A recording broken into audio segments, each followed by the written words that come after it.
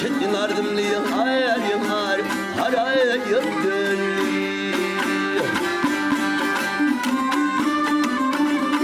Pervane de kılıv yayro yayro yayro yar Vak o da gelmişim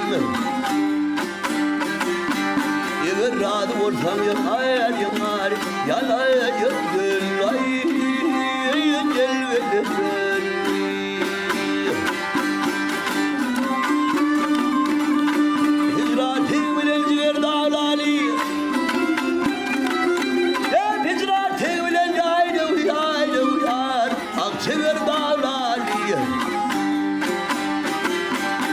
Kelime yakam ayamaları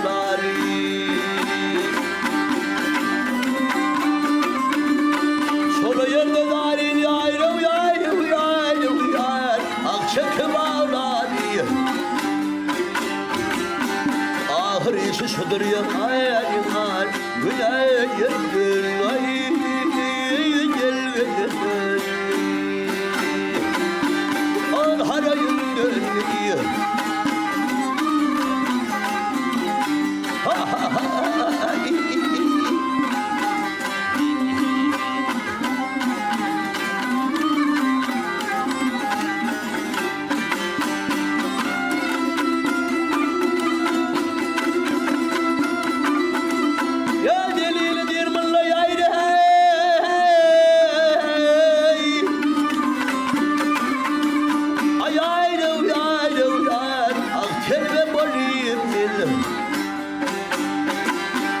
Kelbem olup başıma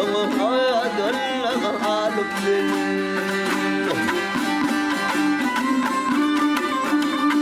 Teydine marım beni yayro yayro yayro yar Akteyle gelip geldim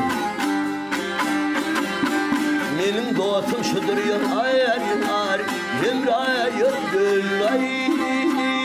gel ve gel Al harayım gönlü